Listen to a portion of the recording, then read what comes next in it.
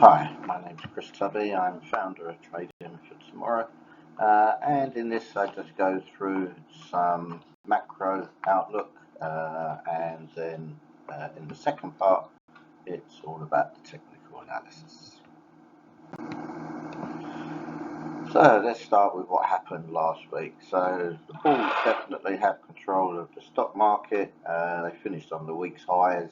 Investors reacted to a weaker NFP, and also ISM services dropped below 50, which many may not have noticed because obviously everyone was focusing on the NFP data, and that was quite a little bit lower. So obviously that's giving the bulls a little bit more encouragement, because maybe, just maybe, the Fed needs to bring that date back, well, just forward again really. So now possibly to December, maybe not at all, now be possibly September again. So, but it's all data driven, so we're going to have to wait and see what comes out over the next couple of months or so. So at the FOMC meeting, they already allayed fears that they were actually going to put rates up again. Inflation's refused to drop to their target 2%. But even so, any sort of rate decision is going to be made nearer the time, because it's just going to be data dependent. Then Thursday, Apple earnings fired up the bull traders even more. A massive, good performance, and they're going to do a huge buyback as well. Now, it seems a bit of a strange market at the moment, when you've got sort of bad data pushing stocks higher. And of course, this is due to expectations that the Fed's going to cut rates earlier, or possibly move from 1 cut to 2 cuts for this year now. Of course, that's unless the data before September changes again. In a way, it feels a little bit like QE used to, when bad news was bullish for stocks. So yeah, quite interesting. So Friday's sell-off on oil would again, WTI sort of closed around about $78, and it's been as high as sort of around about 83, 84, 85. So again, that's a little bit of a positive for bringing that inflation down. The dollar gave back all the gains over the past couple of weeks. I mean, gold came down and tested 2,300 most of the week, but managed to close above it. And ags were stronger.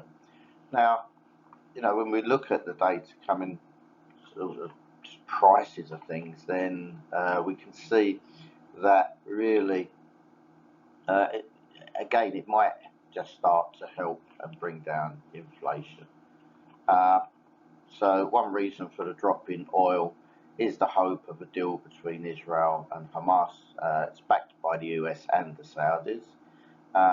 However, I would have to say an attack on Rafah could still happen at some stage. Israel is very close to finishing what they started, so are they prepared to back off now? That will obviously depend on how negotiations go.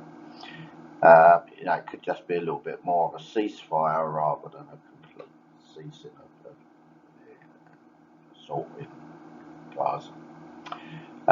Asia was closed for the last half of last week, so we could see demand increase when they return Monday, and probably any further sell-off in oil. And I would expect the US to start to refill in their SPR. That's just their oil reserves that they hold back.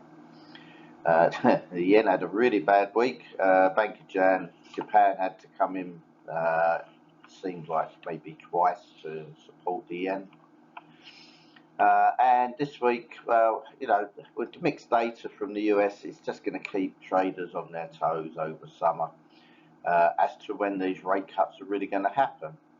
But in the US, it is election time in November. So, Biden will obviously be hoping that there's a rate cut before then to possibly help his chances of re-election.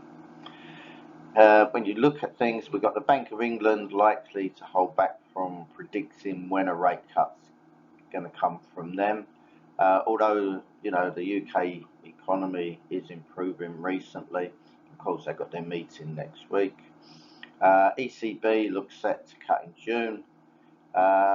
Could it be just as economies look more positive, the US economy actually weakens? You know, all of that COVID money has been spent, and consumers are dipping either into their savings or they're borrowing. So as I mentioned, this week it's the Bank of England turn with mixed views on rates by the members. That's doubtful anything will happen this time round. Not even sure how much forward guidance they'll give. Now, you know, one of my favourite pieces of data is the Fed's Beige Book.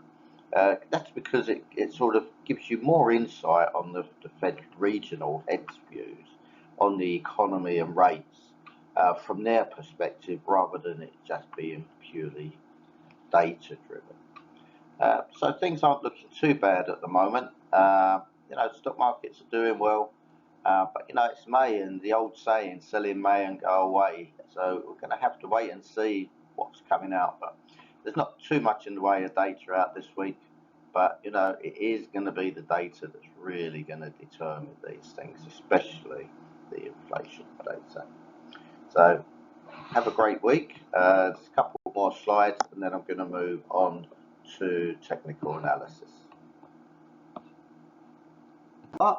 Now, I just want to sort of just talk a little bit here about my services that I offer.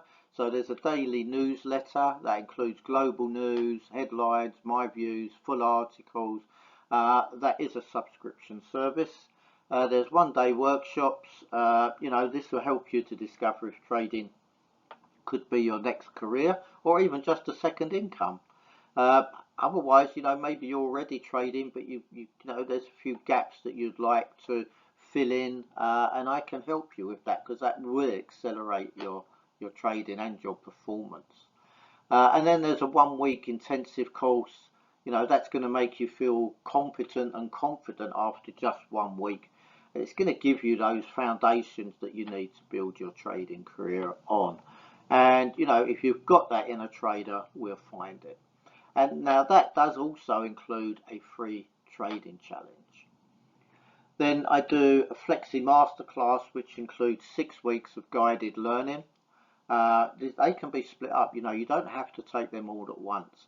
And this is designed to provide you with all the knowledge and trading tools that you're going to need to navigate any market, and also on any asset class. You know, I trade them all. And as I say, you know, you can spread those weeks out over months if you need to. It's no problem for me. And again, that does include a free trading challenge. Now, trader mentoring, I'm doing more and more of this. And, you know, this is to help you reach that next level time and again. And, you know, I'm doing much more in the way of one-on-one sessions right across everything that I'm doing now, rather than sort of looking for big groups. I do provide a lot of trader educational content to individuals, exchanges and brokers. And as you know, as I mentioned earlier about the trading challenges, you know, if you're looking for a funded trading account, then you know, you can contact me for details just about the ones that I use, or you know, you can sort of take one of the courses where I'll give it to you for free at the end of it. Okay, so then moving on to our disclaimer, just to make you aware that trading does involve the potential risk of loss of capital and is not suitable for everyone, although hopefully it is for you. And many companies provide leverage, so just be aware that you can lose substantially more than that initial investment. Everything I include in here is just purely for educational purposes. I'm not trying to encourage you to trade or invest. That must be your decision. And of course, you know, before you make that decision, you've got to consider the risks involved, definitely your financial situation, your level of experience, and your risk appetite. And of course, it's important that you only risk capital that you're prepared, but also that you can afford to lose. And if you've got any doubts whatsoever, seek independent financial advice, and do that before you risk your capital. so many people come and find me after they lost money, which is sad. They should come to me before. And yeah, so listen, that's it for part one. I hope to see you in part two, where I'm going to do some technical analysis.